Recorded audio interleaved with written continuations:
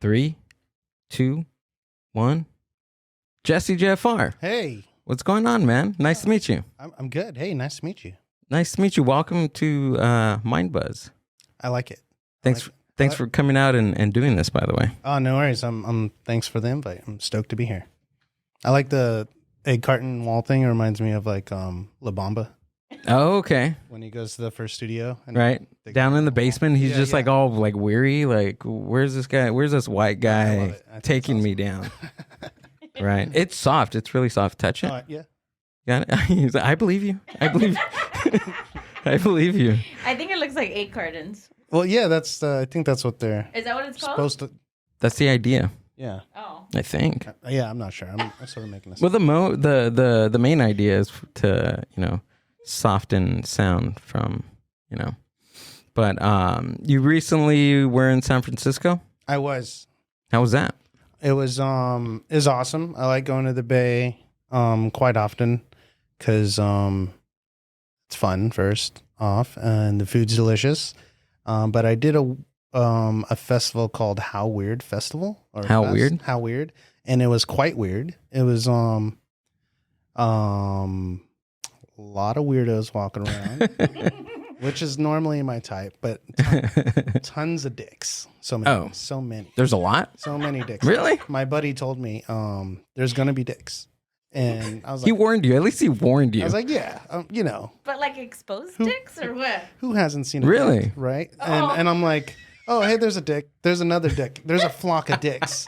And it was like, literally, these guys are only wearing sandals. Like, sandals. That's it. Yeah. That's all they even had. like sneakers or anything, like sandals. Like flip flops or just like Jesus type of sandals? Like some Crocs. You got some, okay. Like, the split toe ones. That's sandals. It was crazy. Yeah. Like, I'm fine with nudity or whatever, but it was just overwhelming. It was pretty crazy. So you were out there for how long? Just I didn't just come here to complain about dicks. I was just out there for the day. I'll do like a turnaround. I'll drive up the night before. Oh shit! Really? And yeah. That way I don't leave my van full of merch on the streets of San Francisco any longer than I have to. Yeah. I've actually had my van stolen with all my merch in it before. Whoa. So now I'm like crazy paranoid. When was this? It was like a year and a half, 2 years ago, maybe in Vegas. Oh, okay. It was a rental, and it was just full of my fucking merch. Oh, can I cuss? Yeah. Yeah, of course. Fuck, Fuck shit. yeah. All the good ones. Pussy. Everything. Ass. Dicks. I mean, you were saying dicks for the That's true, I was past saying dicks, 3 minutes. but so- that can also be a name, like a true. nickname. There's all these white men just walking all around. these Richards in San Francisco. Bunch of Richards and sandals, flocks of them. Shit, what was I saying? San Francisco. Oh yeah, it's cool, but they steal a lot. Have you seen people now they put like signs on Yeah. the car doors and it says, I have nothing to get stolen or something I've like seen them just leave their trunks open, like in SUVs. Really? Like literally, they just leave it open, and so you can see loud and clear. There's nothing in here for you. Oh, like the person that owned the vehicle leaves it They open. just leave it open. What? that. Yeah, which I would still be nervous about because like you don't want someone like just falling asleep in there. Yeah, going in there, Yeah. taking a shit or something. There's weirdos out there. I saw a lot of shit too. Yeah. I took a picture of it. Where was just one of them? Where was? Can we get that on the screen? No. Where did? Pull it up. It was Pull up wild. the dog shit. It was and crazy. the human shit. It was like a project. It had to be some type of projectile scenario. It was like Oh wow. wow. Like it was like that thing where they show you the ink blot. Oh, okay. Like a Rorschach test. So it like cannoned out of in their a asshole? light brown hue. Yeah, wild. San Francisco. There you go. But the people are dope. Yeah. I actually love that place. I used to want to live there before all the thefts and shit scenarios. Yeah. That place is dope, and people really appreciate artists. So I go up there every chance I get. It's pretty rad. So you were there last night, right? Saturday night. Saturday? So, yeah, I drove up Friday night. Did the show, super fun, ate good food, sold smart, talked to some cool people, and then drove back Saturday night.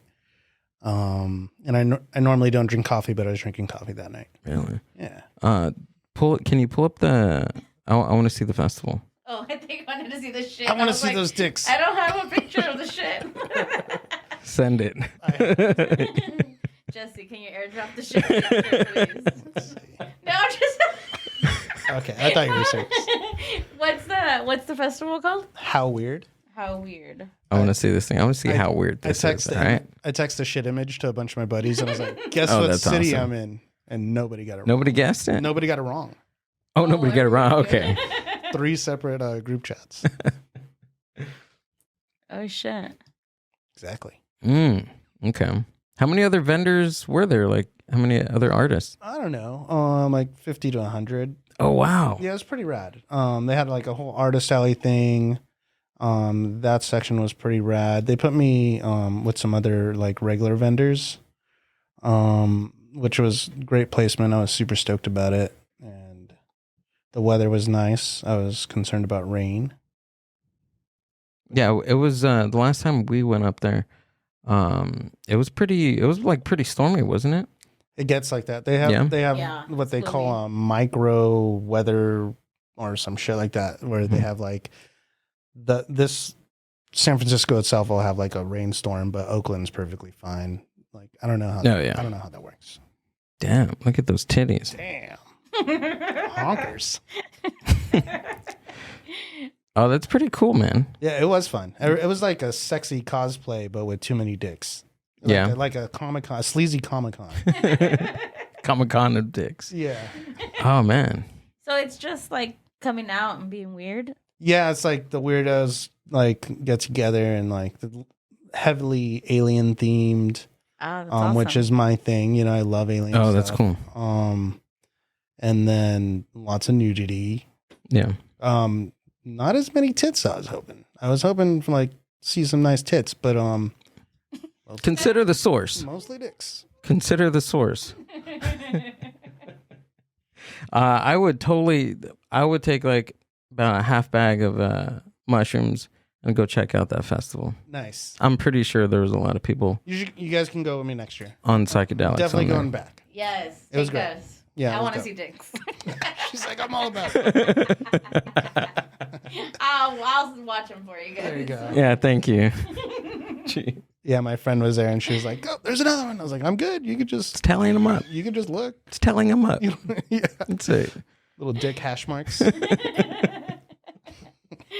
So besides this festival, what other festivals have you done? Damn. I am literally somewhere every weekend. I seen your calendar, dude. That's wild. It is exhausting, but I don't have to work for anybody. So as long as I'm not lazy, I can make a living doing this, which is pretty rad. I try not to take it for granted. But it's basically like a carny life. Okay. I go from town to town selling my wares, and that's about it. So after a few years of doing it, you get like sort of like a calendar built. Like I know this part of the season I'm going to do these shows, and I book in advance. Okay. And then new shows come along as well, and then I'll add those to the roster, and it sort of builds up. So it's not as much work as it used to be finding the gigs. Yeah, finding them, establishing a rapport with the event coordinator.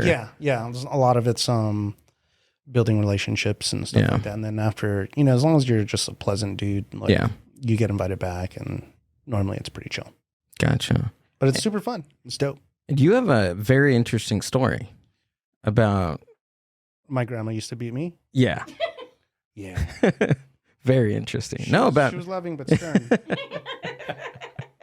No, about quitting your 9 to 5 and then pursuing art. Oh, that. Yeah, that one. It's a whole nother story. I was referring to that one. Oh, I get confused. I wasn't too sure how open you would be. Oh, yeah. I'm just joking. My grandma's awesome. Just for the record. I used to be a banker. I used to work at a phone bank. So I was the guy that you called when you had issues with your bank account and verbally abused. That was me. Oh, okay. I was quite good at it because like I enjoy talking to people, and part of the job was selling them something at the end. So like, hey, I'm like having issues with my money. I'm like, hey, you want to pull a credit card, or like, how do you feel about a reverse mortgage? And it's like, it sucked, but I was good at it, so I bonused and I made really good money. But I felt like shit like every day, and I used to drink quite a bit. Actually, most of those bankers are on drugs or Really? drinking. Yeah, I would say I like believe it. 90% of them. I believe it. Call centers are just chocked full of drugs. They look the other way because they know it's a stressful job, but it becomes like an issue. Like it sucks. I was drinking before that, so don't let me blame the call center. Yeah. But it did get out of hand. It was pretty wild. Also, sort of fun, but I did feel like shit. So I took a gamble. I pulled my 401k. I finagled my way into getting fired. And I started like a grow room because I was like, I want to grow weed and paint for a living. And the grow room, I was decent at growing, but it didn't work out long term. How long ago was this before you started growing? Shit. That was like 2011, I Okay. think, when that was going down. 2010, 2011 was like when I left the bank. And So like a few years after they legalized it for recreational use. yeah, I was in the industry for years. I'll just say that. Okay. But I always wanted to grow and I had never done it. So I learned, just like devoured all the info and learned how to grow and how it worked. And it was pretty fun. It was awesome. It was quite rewarding too, like harvesting and seeing something you grew and then curing it and smoking it. It was that's sweet. pretty awesome. Yeah. I still have some friends in the industry and they're fucking awesome. But it didn't work out the spot I was in. I invested all my money into building the room and it wasn't my property, which was like the first mistake. And after I had to leave, I was like, fuck, I don't have the money to build another grow room. So I guess I'm going to paint or go back to the bank. So I was like, I'm going to try to paint, and which I was always painting. Yeah. I was like, I'm going to try to sell it. And it took quite a few years. It took a fucking minute. I didn't make money for like the first like 4 years, basically.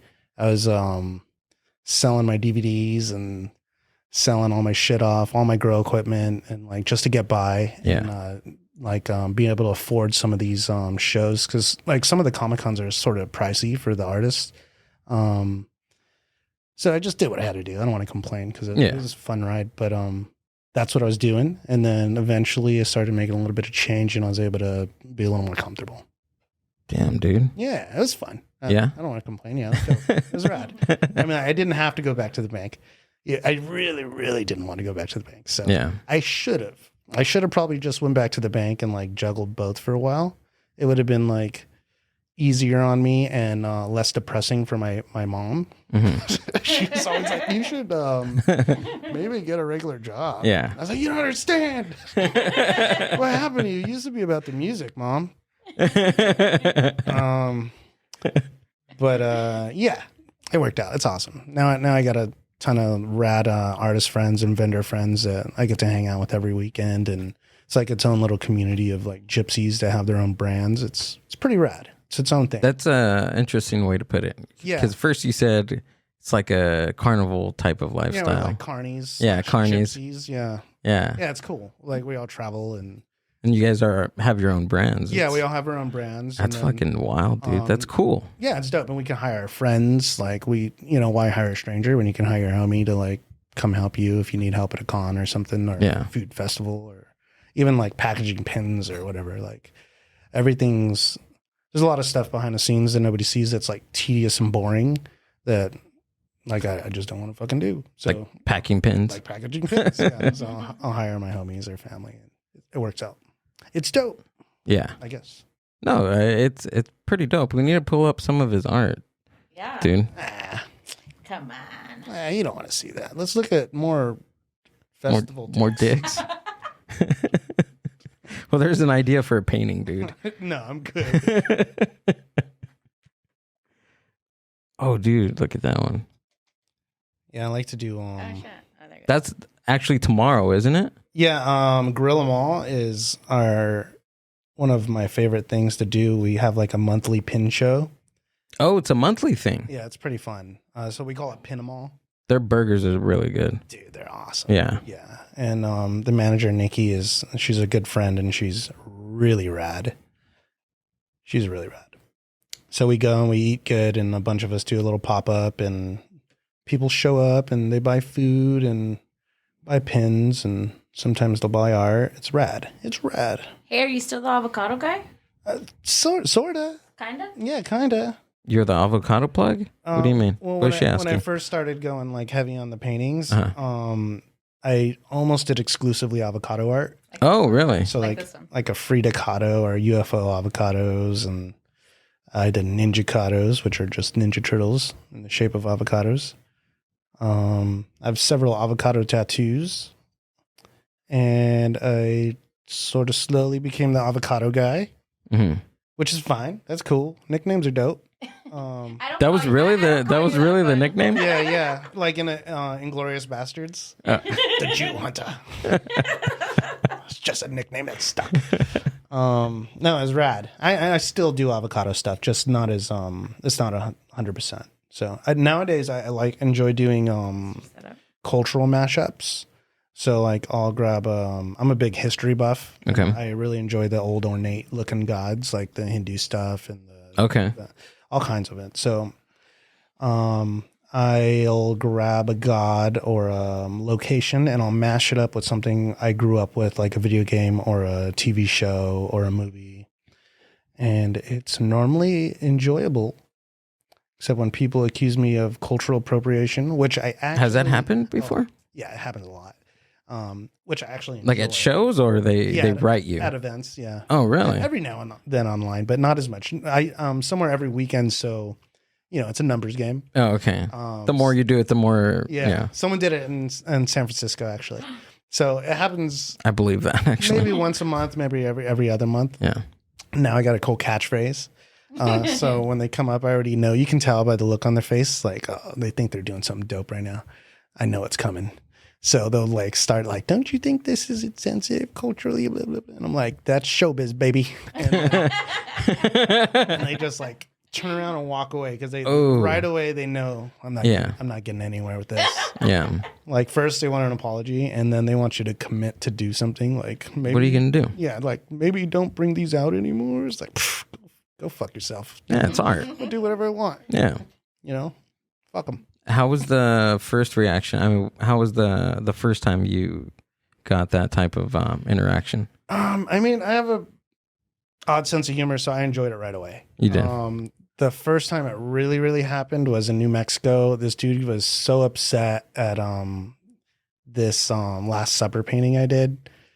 He like physically threatened me. Pull it up. Do you still have it over there? I want to see this. It's probably not on my Instagram, or it's probably like one of the first posts on my Instagram, which is and I have like thousands of posts on there, so it's gonna be hard to find. But it's on there. It's basically like go back to a blue Satan in the middle, and then all my favorite villains from different cartoons and that's books cool around him. Yeah. It was just like I used to be like a super like edgelord. Oh wait, hold on. Chariot of the Dogs. I like that. Nice, thanks, thank you. No one appreciated that. Really? Yeah, I'm a big Ancient Aliens guy. Really? Yeah. Okay. And I thought that was hilarious. That's awesome. That's actually pretty funny. Thanks. Yeah, I did a video with it where I showed a bunch of dogs. Yeah.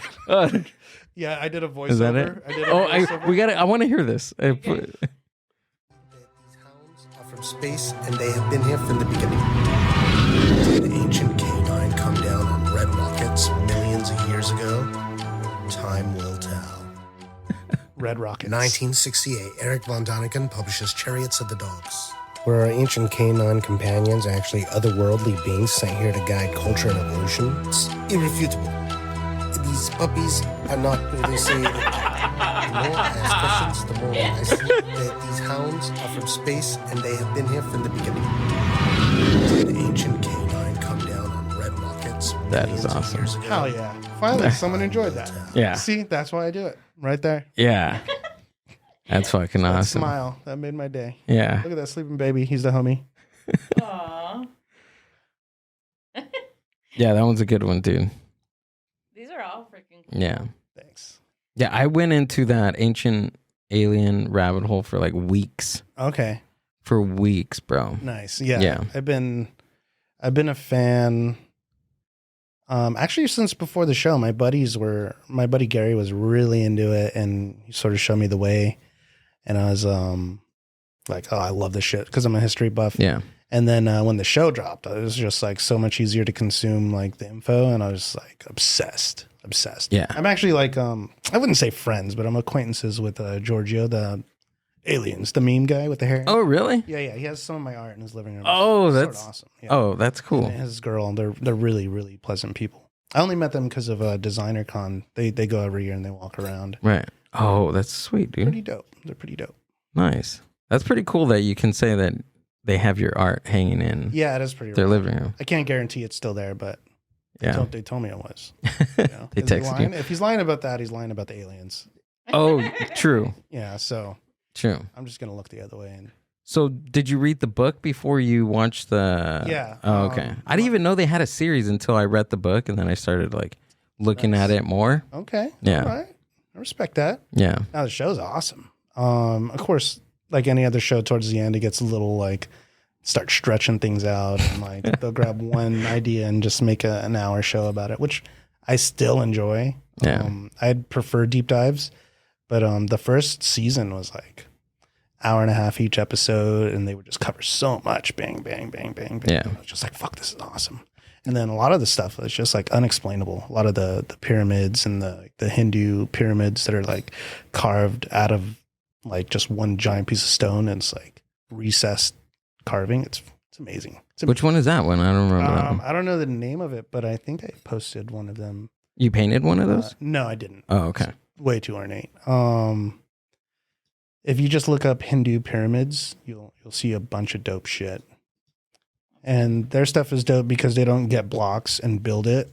They find pieces of land Oh shit. that are already stone and then carve it out. And it's all like perfectly symmetrical. Damn. Super, super ornate. And it's got like, they got like a plethora of gods. So they'll throw like fucking all kinds of gods on that building. What does that one say? The traditional Indian architecture is extremely simple and straightforward. The simple techniques of construction were utilized to build some of the glorious and magnificent buildings that have been withstood the test of time. Yeah, they look pretty complex. Yeah, it's awesome. Yeah, go give them a like. Give them your name and your email. I'm Don't okay. do that. Hindu You're pyramids. gonna get a phone scammer within minutes. We'd like to talk to you about your retirement. Right. Yeah, dude. That's freaking cool. What else inspires you? Like other than like, you know, like the shows you like and things like that. And how often do you come up with like a new design? I try to do something at least every other week. At least like a Yeah. digital piece. Like something new? Yeah, Yeah? it Okay. doesn't always happen because I have my schedule, but I try. I always have at least one or two oil paintings going. Those take months each. So I'll like start something, I have it going while I'm doing little digital pieces. Digital pieces can take like anywhere from a day to a week, except for like the super complicated ones. So digital is fun because I can bang some out quickly. The oils take forever, but I still enjoy it. It's just different. Do you start first on digital and then move your way to the oil? No, I started just oils. Oh, okay. A friend of mine actually back in the day worked at Michael's, and she's like, "Hey, come in and just fill up a cart and leave with it." So I did that. Wow, that's a true. Yeah. I went and The homie right there. filled up the cart, and I didn't even paint at the time. I had only been doing pencils. I used to like Prisma pencils. Yeah. And I filled up, like, I was like, I'll try some acrylics, and I guess I'll do these oils, and I'll get some canvases, and I guess I need a ton of brushes and all kinds of shit. And I filled up the cart. I gave her a $5 bill, and she gave me 5 ones and change. And then I walked out, and everything sat in my closet for a while. And then one day I was like, I started drawing on my coffee table. Me and my buddy Sergio were smoking some doobies. I was like, I'm going to draw on this coffee table. And I was like, oh, fuck, I got a ton of paint in there. I might as well learn how to paint. So I took out the paint stuff and I started painting coffee tables. And those were the first few paintings I did were tables. Oh. Actually on the On table. coffee tables. Oh, okay. And that was fun. I was drawing like pyramids and like trees and like weird shit. It was fun.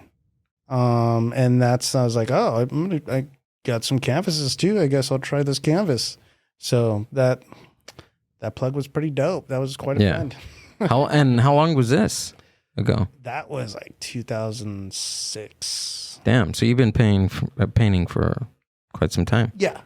I've only been full time for about 8 years. Well, I guess you can count the few years before that because I was technically unemployed, but I wasn't making any money. So okay. I would say full time for about 8 years. About how long did you go paint and everything without making any return on your art? Well, I started painting around 2006. I didn't try to monetize it until about 2013, and I didn't start making money till about 2016.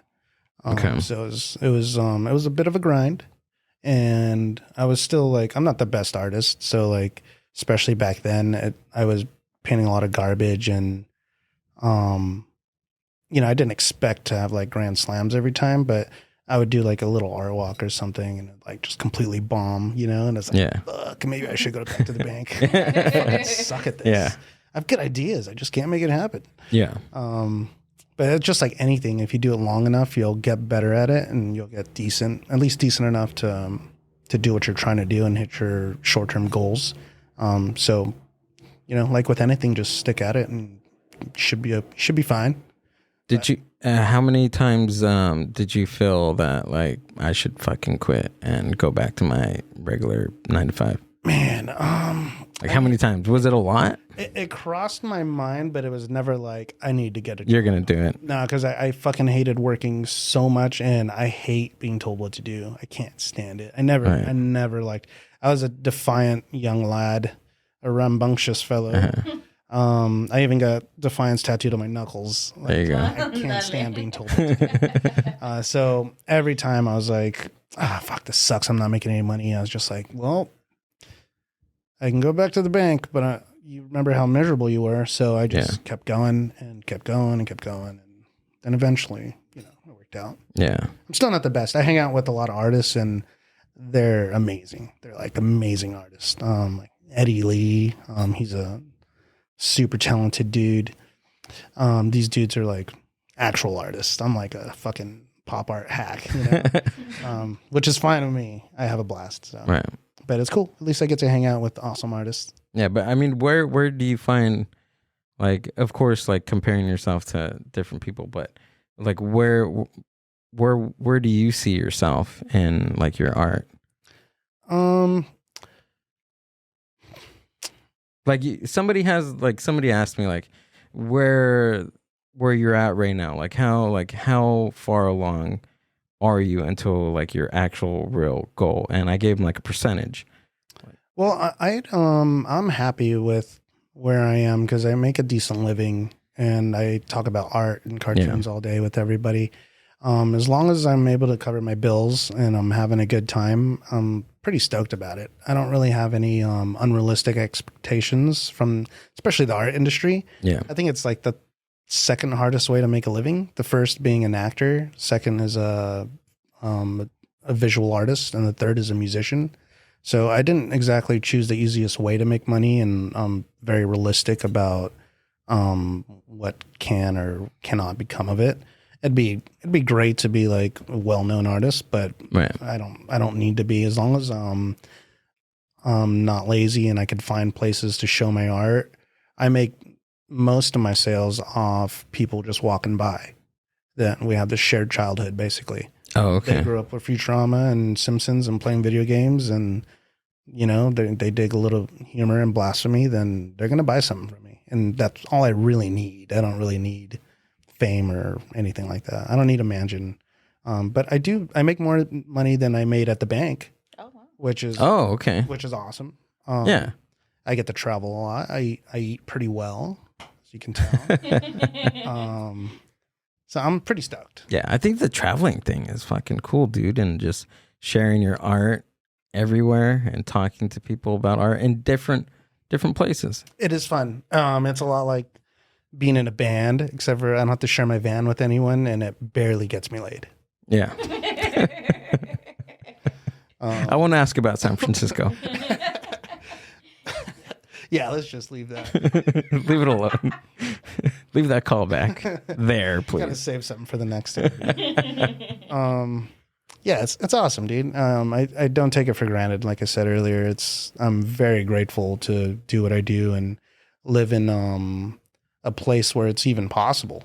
Yeah, you know, a lot of people around here don't realize how lucky we are to be able to like survive off the sweat of your brow and like have an idea and just follow through and eventually make it a business and make a living, and not only that, employ your friends and travel.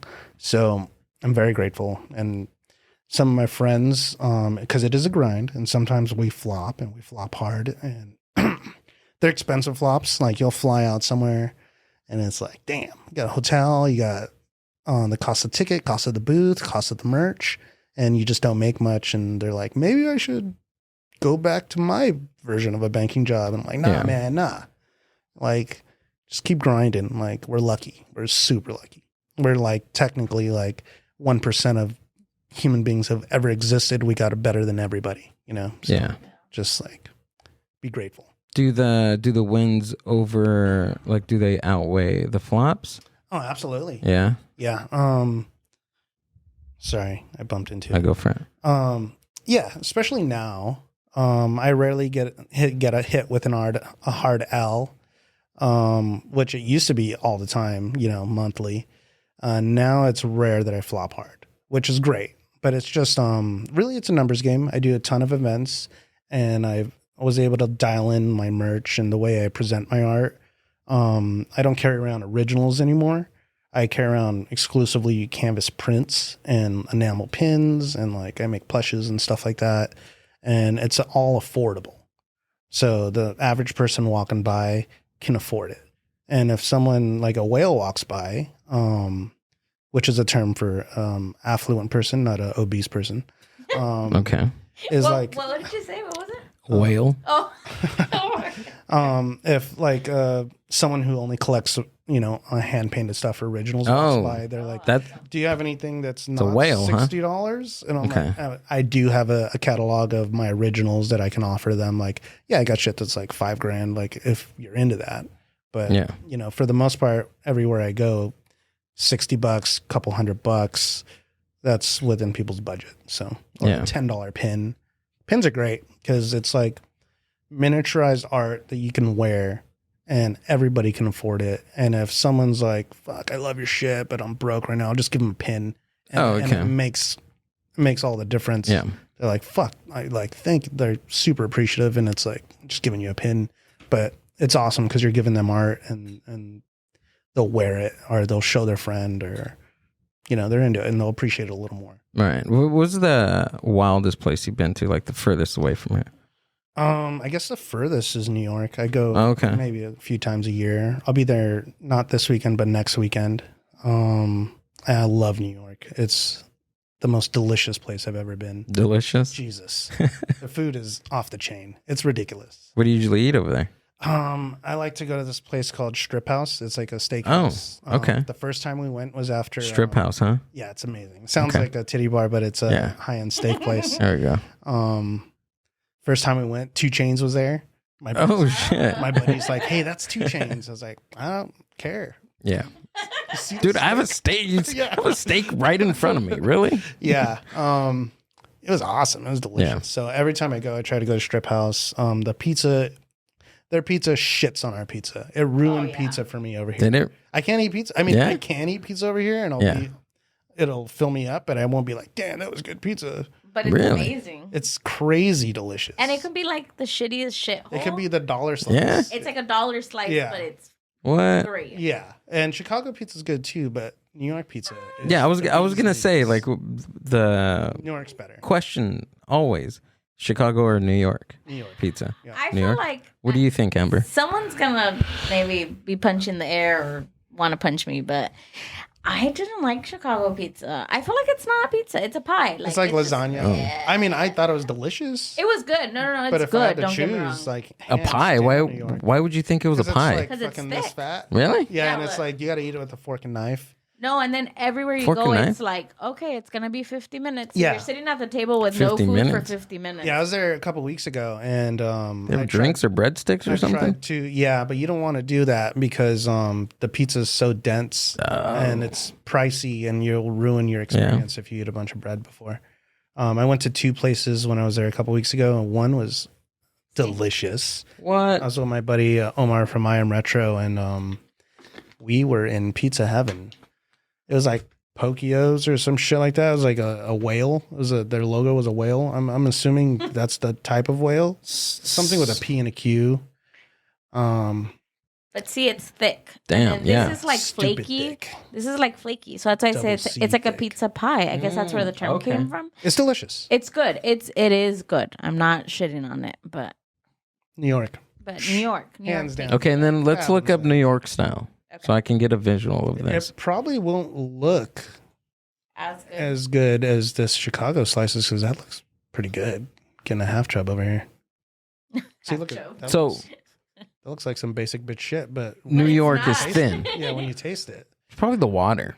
That's what they say. That's what they Right. claim. And that's why they say their bagels are the best because of the water. Do you have a bagel over there too? I did, and they're quite good. But I think one of the best things I tasted in New York was a blueberry muffin. Mm-hmm. I'm a big fan of blueberry muffins, and that shit was off the charts. They're like, "You want it warmed up with some butter?" I was like, Ooh, "You got one in Rome." yeah. And me and my buddy were like, "What's going on here?" Yeah. Like, I feel like God just came in my mouth. But with blueberries, he had some type of blueberry infection. There we go. Jesus, it was such a good muffin. But LA pizza is not. I know. There's this place called Prince Street Pizza. They're from New York. There's one in Hollywood and one in the Arts District. It's pretty damn good. Decent. It's the best pizza here on this side of the Mississippi, as they say. How was the Mexican food in New York City? I go out of my way to not eat Mexican food anywhere but LA because it's fucking garbage. It sucks. Everybody's like, "Oh, you're Mexican. You got to go to this place. They got the best tacos or enchiladas." Or I'm like, "Get the fuck out of my face." What do you eat over here? Like, what do you like? I want your fucking comfort food. I want your local. I want your good shit. You know? Yeah. I'm not going to. I went to Texas this one time and they're like, Oh, you yes. gotta try Tex-Mex." And I was like, okay, everybody keeps saying this, so I'll try it. And I was like, this is fucking garbage. I didn't like it. I don't like it at all. It's like, Okay. damn, dude, a hobo can cook better than this. They don't got a kitchen.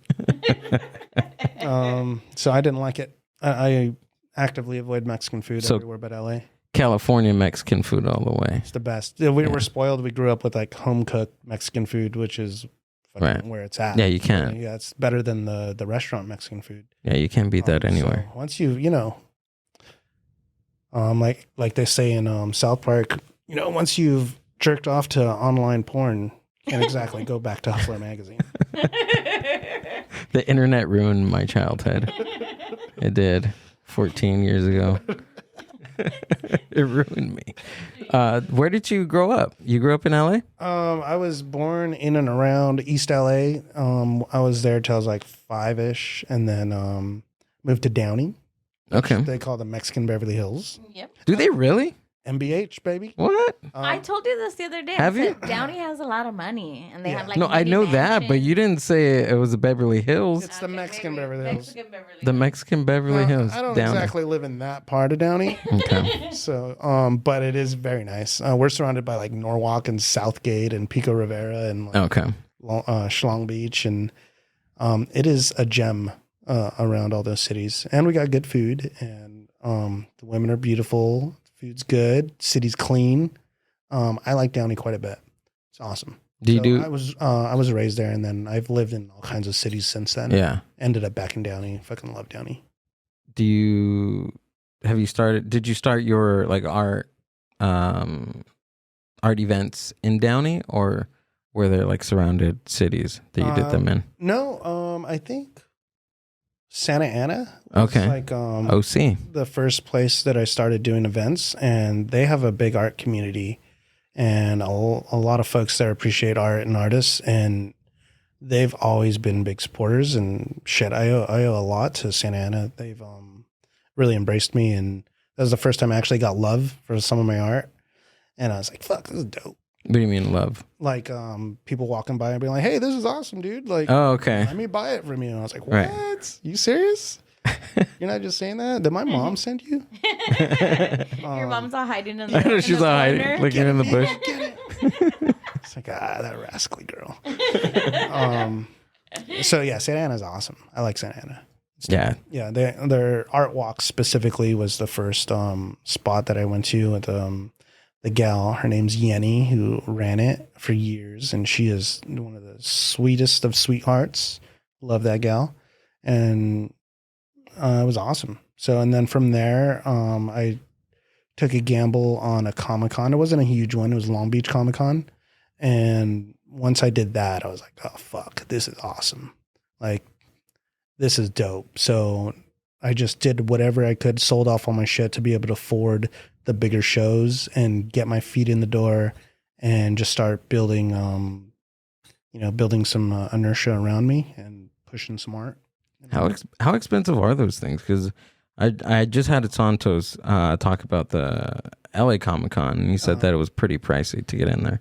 Yeah, I think a regular booth is like, shit, what is it at now? Between $1,200 and $1,800, I think. Oh, shit. WonderCon, I believe, is sitting around $2,200. San Diego was thousands of dollars. Damn. So you can get an Artist Alley booth, which is normally a fraction of the price, $300 to $600, but you get a limited amount of space. So the way I have my setup, I just never really fit in the Artist Alley booth. So I just always swung for the fences and did what I had to do to be able to afford a regular booth, which really helped me out because I wasn't with all the other artists, which, like I said before, I'm not the best artist in the scene. So being on my own around people with Funko Pops and like shitty t-shirts really helps. It does. So that's awesome. It does.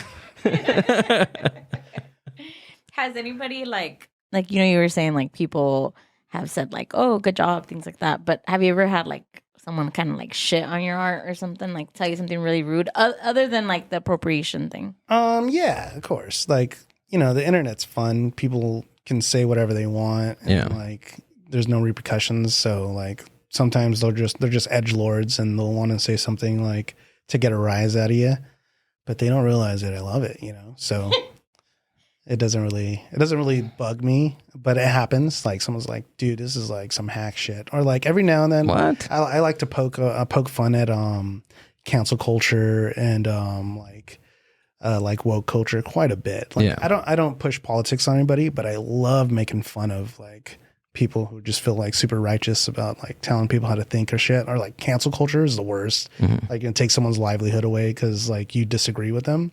Like that's some bullshit. So I make fun of it, super lighthearted.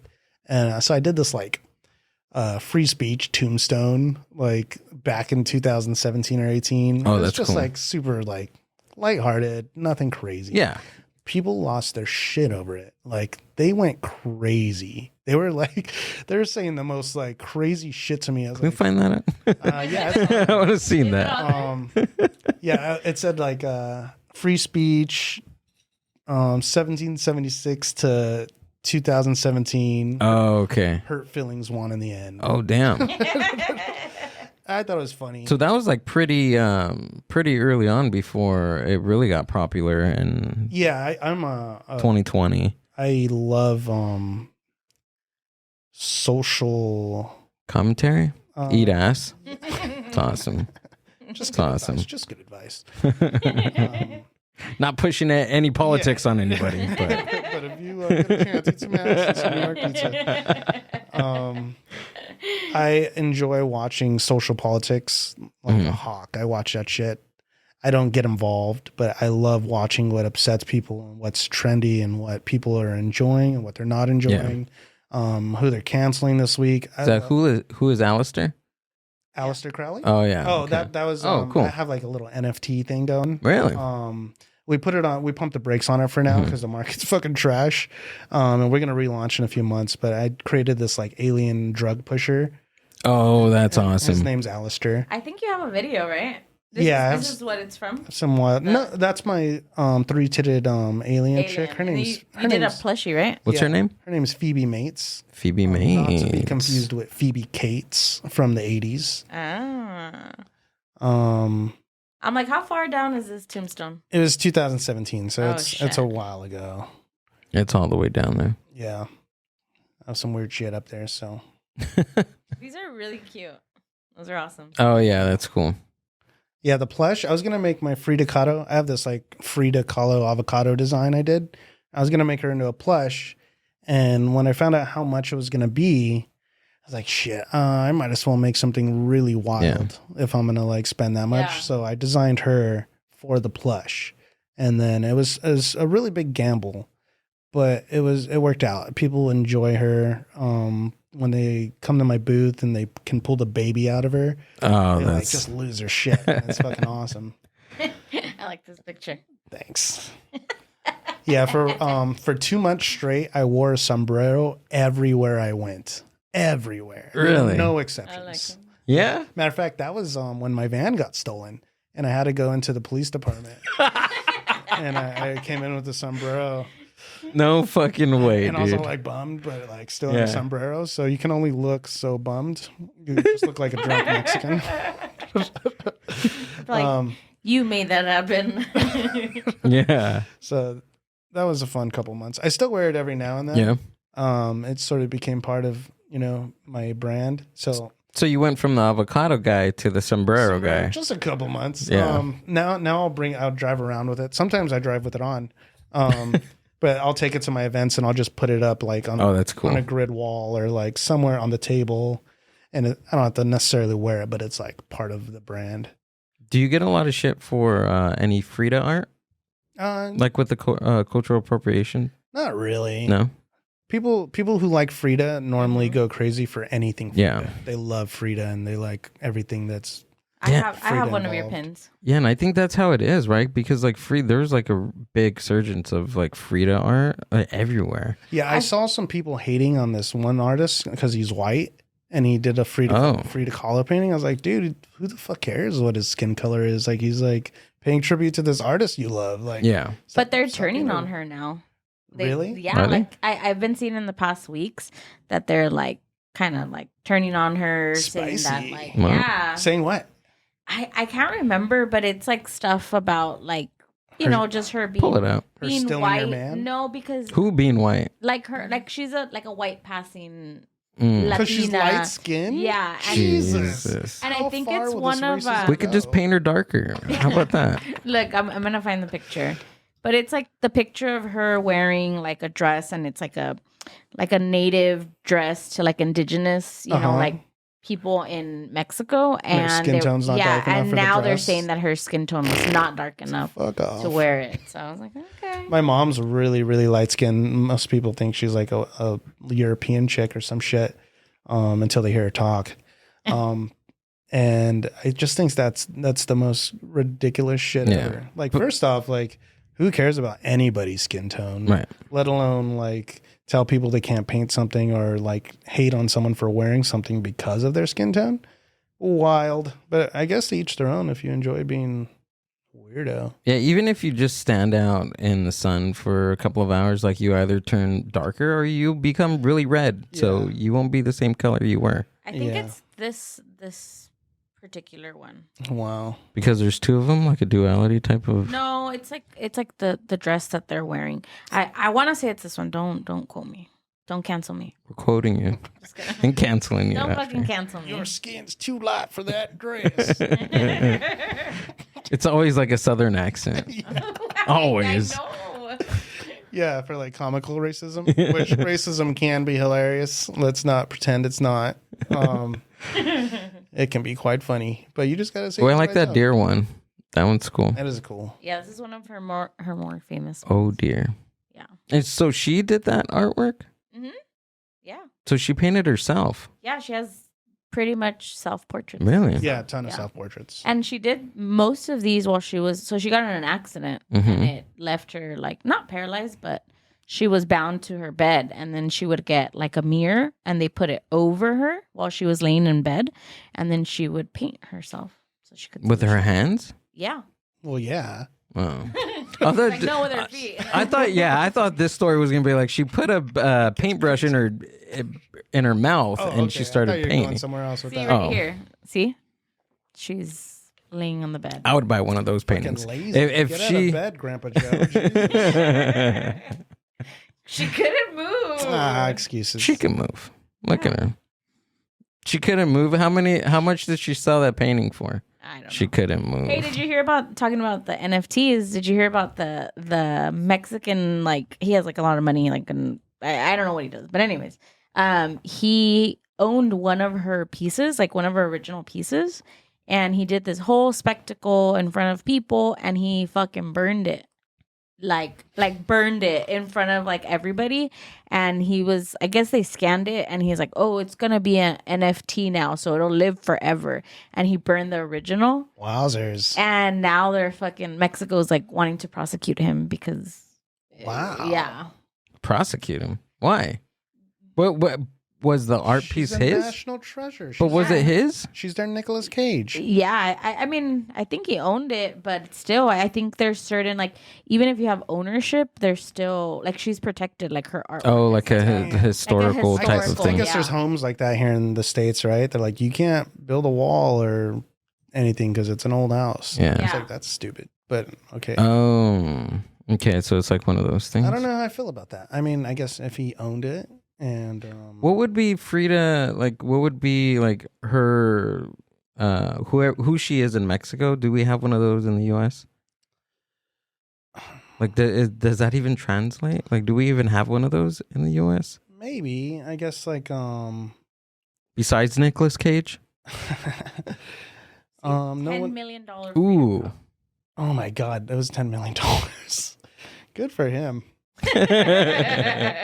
Look at that guy. Look at that's what he's burning Look right at that there. look. Damn! Look at it! Look You at know him. what? He's At excited. first, I was like, I don't know, but now I'm stoked about it. He's excited. Look at him. Yeah. You guys are fucking sadists. Look at his face. He looks so happy. Yeah, because he He could probably did it. wipe his ass with $10 million. Yeah, when you wear all white like that, you got money. You got money. Yeah, but now I won't tell any. anybody that I won the lottery, but there'll be signs. There will be sex. I start wearing all white. All white. Burning Frida Kahlo Yeah. paintings. I don't Dude. know. Is there an equivalent to the Frida Kahlo now? Maybe like what's his name? Rothko. Rothko is like an American artist, and his stuff is uber famous, and you've definitely seen his art. You just don't know his name. Salvador Dali, although he is Spaniard. No, this is clothing. I'll put artist or just art. There you go. Okay. Oh. Not as exciting as I'm Kahlo. like, oh, okay. And he won't steal your man. She was famous for stealing men. Oh, she was? Yeah, she Yeah. took an older lover who was married, Oh, boy. and I guess it was like, back then it was a lot more risque. So, Oh. but if anything, it just helped build her brand. She knew what she was doing. Sex sells. Mark. Oh, yeah. He's very exciting. I've seen some of his paintings in person, and they're actually stunning. They're like Are they? very sort of like just grabs you. It's pretty awesome. When is art? Like who says art is art? That doesn't matter. Subjective? Yeah, it's whatever you want it to Yeah? be. Like some people see like some people think NFTs are art, and some people can't stand them, but it doesn't really matter. Like if someone created something and someone enjoys it, even if no one enjoys it, if you created something, it's art. Like cooking is art. Having a brand apparel line is art. Like you're putting something together that didn't exist before, and you made that. And whether people like it or not or see it as art really doesn't matter. Like whatever you want it to be. Yeah, like that shit you had in the actual human shit that you had in your phone. Somebody could think that's art. You know what? I should make that into an NFT. You should make it. Come on. I'm in. I capitalize on that. But have you? Gill needs the royalties. Okay. Yeah. I need royalty checks. Pay me. So you said that you worked on an NFT project. Yeah. Are you still working on that? Yeah. So it's we put it on hold. Mm-hmm. Basically, it was called Space Dope, and the character's name was Alistair S. Thompson, which is a cross between Hunter S. Thompson, That's cool. the drug dude, and Alistair Crowley, the Satanist dude. But he's an alien. So his story is he was a low-level drug runner for a space cartel, and he's on his way back to his planet with a ship full of exotic drugs, and the planet's gone. So he just sort of travels planet to planet using the drugs as leverage to get laid and like build his empire. And that's it. And the NFT idea was you could buy the drugs. So I designed a bunch of drugs. Oh, dude. I had a bunch of like guest artists and like people from different bands design stuff.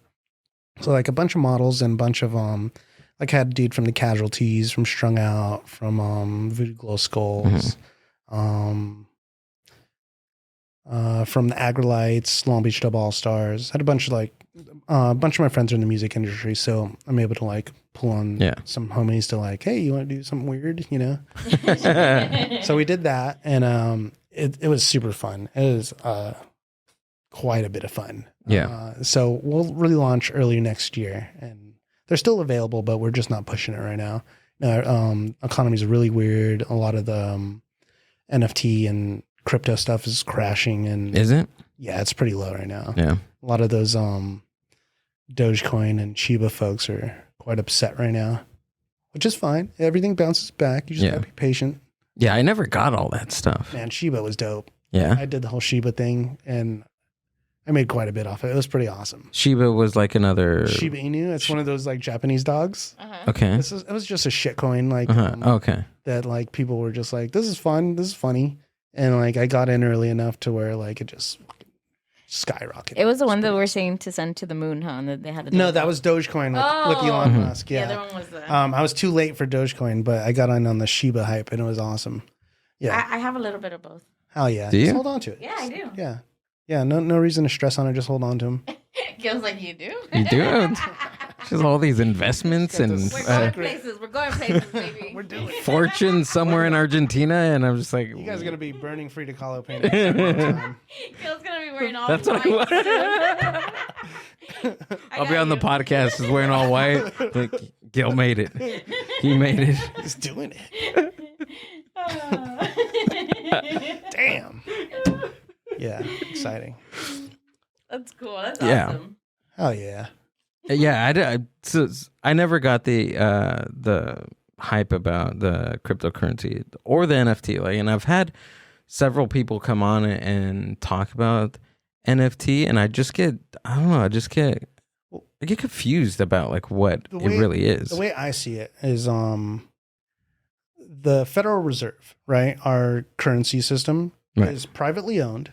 Not too many people know that. It's like literally owned by like 10 to 13 families. Right. So it's not an actual government institution. Like they print our money and sell it to our banks at interest. Right.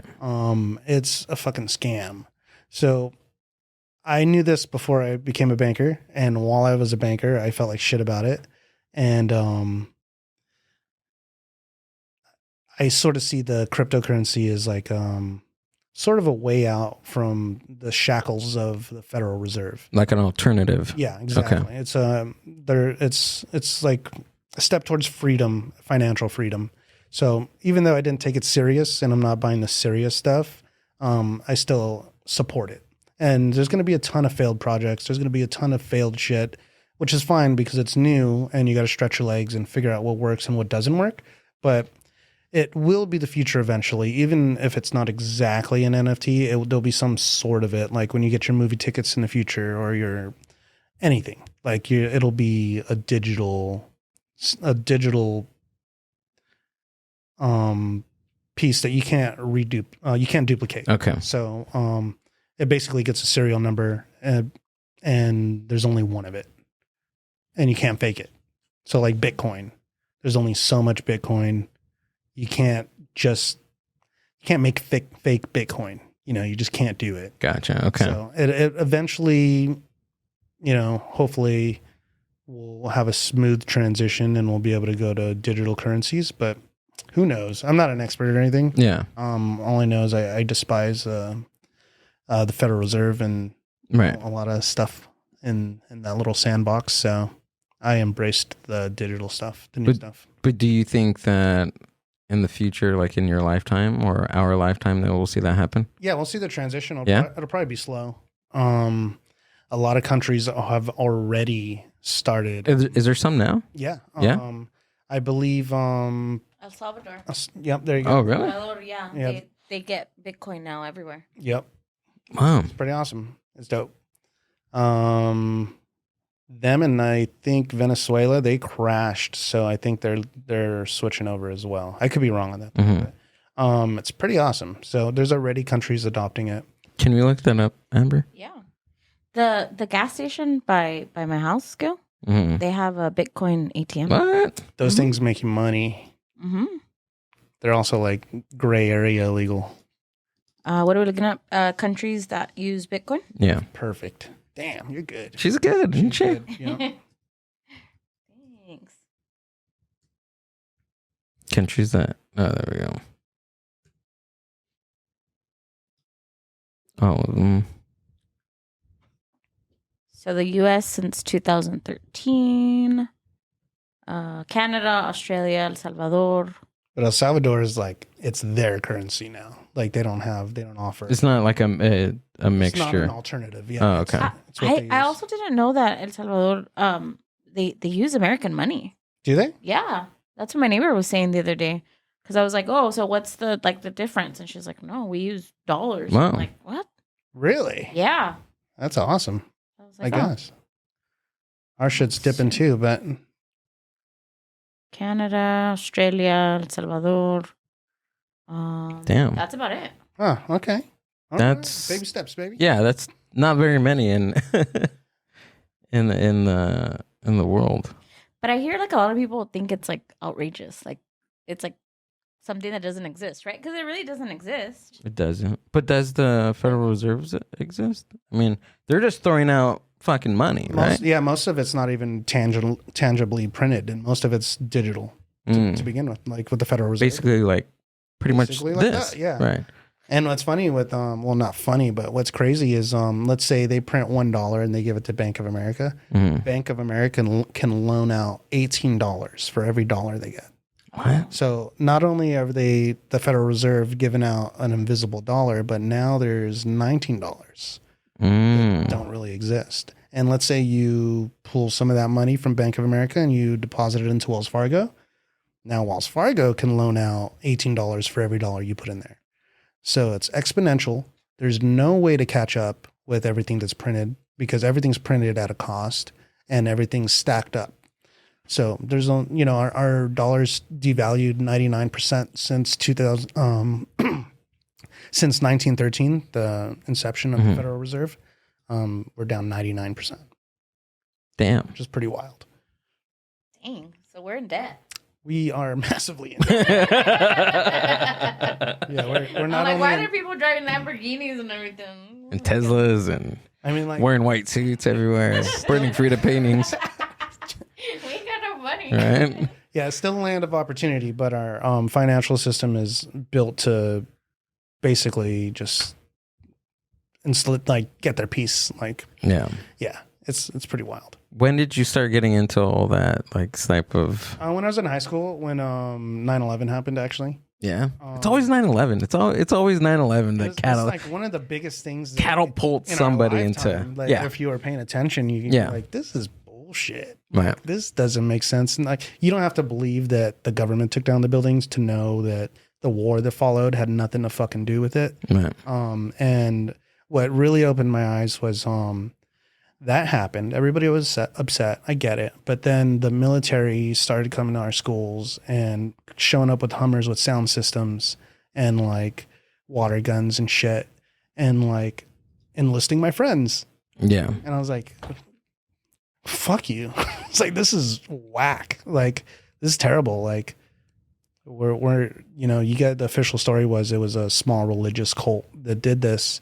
Why are we going to war with countries? Yeah. And why are you here for my friends? Like, In caves, no less. in caves. Hiding in caves. Yeah. Their Wi-Fi probably wasn't that great. Right. Yeah. So that sort of got me down this road of like, I'm being lied to by my government, and sort of opened my eyes to other things that have happened throughout history. And I became sort of fascinated with history and different governments, different periods of times. And I fucking sort of love that shit. It's upsetting at the same time as it is fascinating. Yeah. But I tried not to get emotionally involved in anything, Right. including the politics that I keep an eye on like day to day. I don't get emotional about anything. I watch it like a movie. Yeah. Dude, it makes me like when I go into that rabbit hole, I've been reading about, government, MK Ultra, all the different projects in the 1950s and 60s. In high school. And it didn't freak me out, but it kind of freaked me out because I was learning all this stuff in United States history, but then I was also doing my own, reading of all these psychedelic books. There's one book called The Liquid Conspiracy. I think that was the first conspiracy book that I read. That one is about pretty much it brings all the, pull it up. It's been a long time. I think I have it somewhere over here. But it talks about the MK Ultra project and how the MK Ultra project was like tied to all these other projects that the CIA was doing back in the 1950s and 60s. There it is. Bingo. Oh yeah, they used to give people LSD without them knowing to see what happened. That's pretty wild. San Francisco, no less. Yeah, of course. Yeah, of course. That was midnight. It was like some project called Midnight Climax. Maybe I want to say. I think that's different. That's a late night. Is it showtime? That was a late night showtime. Look up Midnight Climax. Or no, I'm dead serious. It has to be Midnight Climax. Red Shoe Diaries. I'm scared what's gonna come out. Climax, do it. CLIMAX. One of the dudes that the government gave. There we go. Right. Look. Midnight Climax Operation. Damn. There we go. Go to all so we can get the definition of it. I'm just kidding. From Wiki? Yeah, it's fine. Well, I'll believe it. Operation Midnight Climax was an operation carried out by the CIA as a sub-project of the MK Ultra project, the mind control research project that began in the 1950s.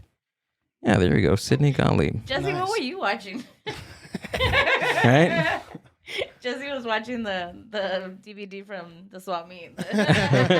Different type of climax. Yeah, I think I downloaded the wrong Operation Climax movie. Go back to this is a fascinating book, dude. Okay. Yeah. It's awesome. I have it somewhere right here. One of those. I'll find it. I'll give it to you, bro. One of those dudes that they gave LSD to jumped out a window and killed himself. Oh shit! Because he was like, he thought he didn't know what was going on. Yeah, he was actually he was an army scientist. Really? Yeah. Wow. Yeah. Look up Woodworm. Yeah. He was actually a military scientist or physicist that. Wow. The CIA used to have these parties, and they used to dose unsuspected military agents, people that worked in the government. Those are rascals. Just to see if they would talk, because at the beginning of all this stuff, they wanted to use LSD as a truth serum, and that's what they thought it was. So they used to dose all these different officials to see if they spill the beans. Yeah, exactly. Oh, that's wild. Instead, they just had a great time, except for that guy. Was he a person or yeah, there we go. No, it's a movie. Oh, the movie. Okay, got it. Yeah, it's a movie. It's a series on. I didn't know there was a movie. Yeah. Oh, that's awesome. Yeah, but let's see if we can pull up the actual what the story was about. I can't remember his name. That's why. There we go, Olsen. I think it's this one. Yeah. on. LSD lies in the CIA. There we go. Dang, all these ads. So do you think a lot of our pop stars are part of the MK Ultra thing? I think, I mean, with their butterfly tattoos? No. I mean, I wouldn't go too far into thinking that the MK Ultra project is still happening. But I'm sure there's some type of. You think so? I mean, just like propaganda, like sure, it just didn't disappear. Right. Like, we know they did it. They admitted to doing it back in the day. If anything, it's just been hyper focused. I don't think our pop stars are under mind control. Mm-hmm. I know a lot of people do, but I'm almost certain they're still doing experiments. Like social experiments, like with people with just like mind control. Okay. Like, I don't have any proof or anything, but would you consider? Why would they just stop? Right. Would you consider propaganda a form of mind control in media? Yeah. Google. We're gonna run through all my catalog here. Nice. Your repertoire of Yeah. No. Operation Mockingbird. Oh, I know about that. Yeah. Oh. Somebody's dog. He's being loud. Fucker. I love dogs. What kind of dog is it? No, it's not ours. Mutt. It's a mutt? No, it's not. He's like a husky or something. Oh, you're a dog racist. Yeah. I'm a dog. You're not a pure blood. Is it this one? No, just scroll back to, I just want to briefly read what, Okay, got it. The synopsis. Yeah. Synopsis of it. Are about, there we go. Operation Mockingbird is an alleged large-scale program of the United States Central Intelligence Agency that began in the early years of the Cold War and attempted to manipulate domestic American news media organizations for propaganda purposes. Tell me, ladies and gentlemen, that is still not going on well into 2022. Hands down going down. Mostly peaceful protests. Yeah, Project Mockingbird. Yeah, there's like all these different type of operations that they did in the early 1940s, and I mean, maybe they went down under the radar, but then still maybe there's all these different books and all these different media type of stuff. I think like coming out in the 90s and everything, it was way less obvious, but now with free flowing information via the internet, it's all you got to do is spend some time and be interested, and you could figure out who's connected to what. Like Anderson Cooper, he was part of the CIA. Was he really? Yeah, nobody really knows that, but he was part of the CIA. Google that. It's pretty interesting. Yeah, he was an intern. His folks, the Vanderbilts, are actually he's a Vanderbilt. Yeah, are quite they got their thumb on the scale. We'll just say it. I don't want to go too dark. They're like they're like a really influential family, right? Yeah. I didn't know he was a Vanderbilt at all. Yeah. Yep. Oh, what am I? I just wanted to see him. He's a very handsome man. He's a handsome man. He is dapper. He is dapper. He could be in the CIA. He could be in the CIA. What's that look from that movie Blue Steel? Oh, there we go. He's got the blue steel. He can't turn left though, but he got blue still. Blue still. He's got the shit on lock. Oh, where's the little X right here? Anderson. Oh, pues. Yeah, these guys just want my money. It was less James Bond than I hoped it would be. Oh, so he was. Oh, so it's not like underground anything. Like, No, it's a fact. Oh, shit. Yeah. Even there's probably people working in the CIA that we have no idea about. Yeah, for sure. And then it doesn't even have to be so like, James Bondy like that. I mean, like we see it every day. Like people who work for certain administrations after they retire, where do they end up? They end up on opinion shows on news programs. Yeah. Then it's pretty obvious.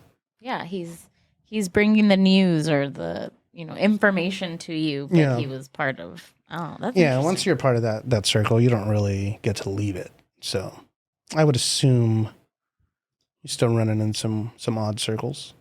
Are you part of that circle? I am. Are we? Jesse, are you in the CIA? Are you? I'm not at liberty to discuss. Vanderbilt. Who are the Vanderbilts? It's an old school family, so like the Rothschilds and. Okay. They have a lot of money. What? Is Like they're old known money. for. Wasn't Osama bin Laden in the CIA as well? He worked with the CIA, But he wasn't. He worked with when the senior Bush was on. Oh, okay. Actually, they used to do a lot of business. The Bin Ladens and the Bushes. They did a lot of business with oil. Actually, on 9/11, the only plane that was allowed to leave to go in the air, besides military, was a plane getting the Bin Ladens out of Texas. Wow. Yeah. On September, what is that? On 19th September 21, the ruins of the. That's 9/11 stuff.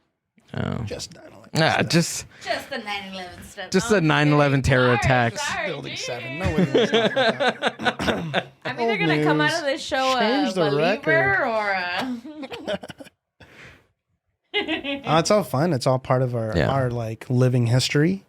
And a lot of stuff that we read about in history is like old school shit that you didn't get to like see happen real time. But when we were alive when the war was being mongered for after 9/11, and they were like, the French aren't on board with us, so we're no longer calling them French fries or French toast. They're freedom fries now. And it's like, fuck you guys. You guys are whack. I see what you're doing. I respect your balls, but I'm not going to fall for it. You're very interested in alien art, as I can tell. I am, yes. What do you think about aliens, dude? I have never seen a UFO. I'm incredibly jealous of everybody who has, but I've had a strong feeling since I was a child that there are aliens. I just want it to be true so bad. It makes sense. Like, it's way more likely that there's life on other planets than an omnipotent God. Like, if you had to when people say you believe in aliens, you're crazy, but you believe in a dude in the sky who that seems pretty extraterrestrial to me. Yeah, which is basically an alien story. Yeah. Dude in the sky, right? Which is fine. I have complete respect for everybody who has religious beliefs. I don't mind. I don't want to change anybody's mind. Man. But when people tell me I'm crazy for believing in aliens, it's like, come on, bro. Come on. You believe in some weird shit too. You just don't know it. So aliens, I believe that they've been coming to Earth for quite a while. And that a lot of stuff, especially the old buildings and old stone stuff that we see, is direct evidence of that. But there's no definitive proof. So a lot of the Hindu stuff, the Bhagavad Gita, I believe, is like an epic story about aliens coming and fighting with each other. They got drawings of the ships and everything. It's pretty awesome. Yeah, when I was watching or when I was reading that Chariot of the Gods, that was wild to me, man, because there was all these cave paintings from all the caves around the world. The bird people. You ever seen the statues of the bird? Yeah, the bird guys, and they have the pine cone and the purse.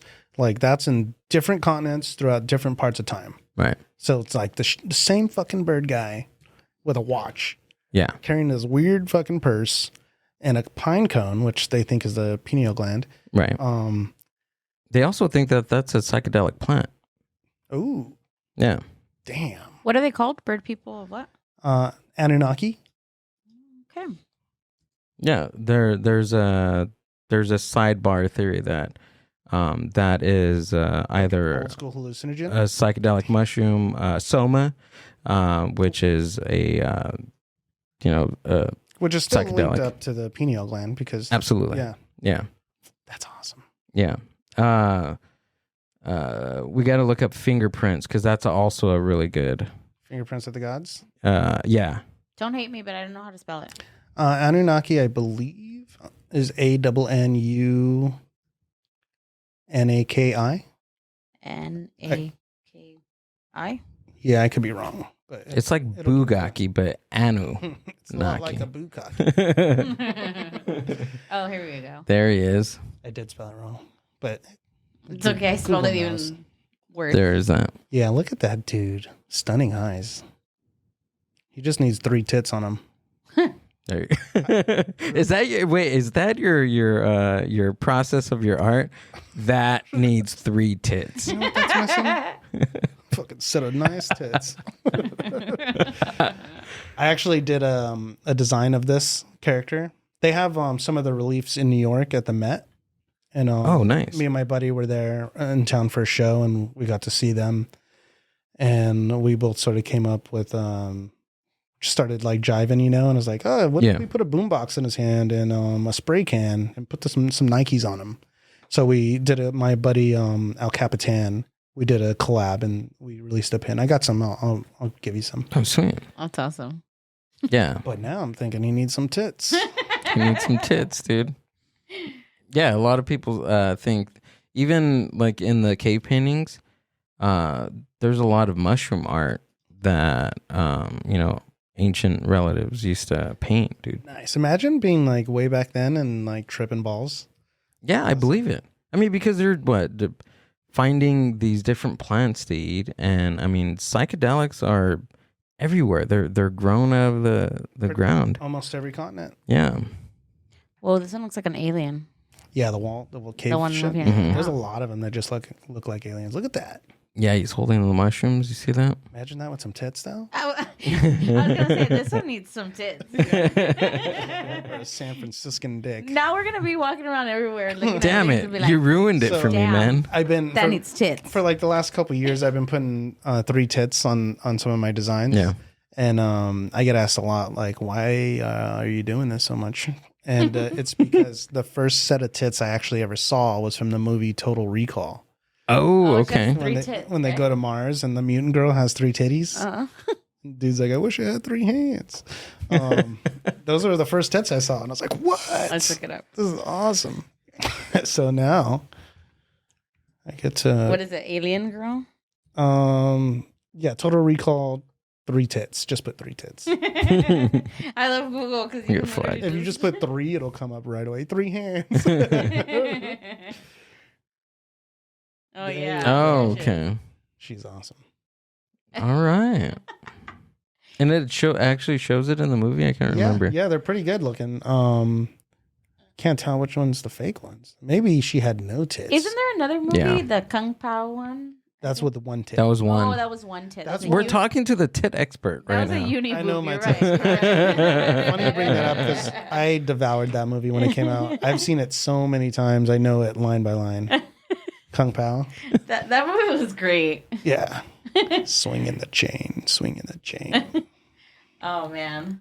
So from this, that catapulted your love for... Yeah, it was like a sleeper thing. It didn't kick in until I was in my 30s. I was like, start throwing some tits on these things. Avocados, Yeah. tits. I should do What's avocado. You put them on avocado? No, not yet. Hey, Oh, you okay. should. There you go. Amber just struck gold. Hey. Give him 3 pits. 3 pits. 3 pitty titties. There you go. See, we're doing it. Hell yeah. Oh man, that's so cool. Another movie from back then I watch all the time, like almost weekly, is Blade Runner. Oh, okay. Blade Runner is I don't use the term lightly, but a masterpiece. Really? It is. If you haven't really sat down and watched it. Watch Blade Runner. Is this the 1982 film? Yes. The original. It's amazing. And I'm obsessed with that actress. I don't think I've ever seen it. Have you seen it, Oh Gill? my God. Mm-mm. You guys, how excited. That's I've- actually dope. You guys should watch it. Yeah? Yeah. Let's watch it. It's fucking amazing. All right. After this, let's do it. I love that movie so much. I was at a food festival and my neighbor was a portrait artist. I had him draw me with the lead actress. Is this her right here? Like a couple. No. Oh. She's ugly compared to the other. I was gonna say I don't know. Keep scrolling. Who is it? Rachel Blade? Yeah, it's Rachel. Oh, Rachel.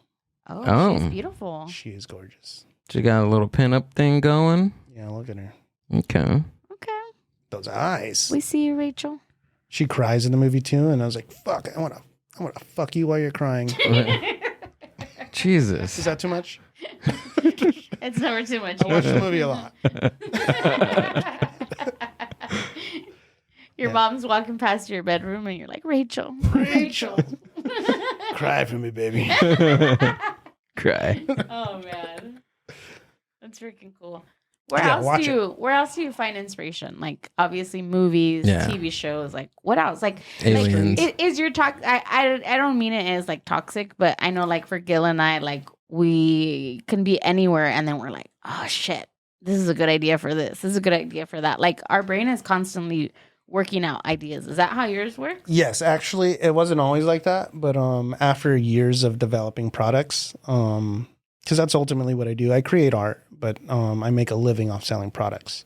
So after years of it, I am constantly looking at things and being just sort of like trying to twist it, or like, how cool would it be if it was like this instead? Or,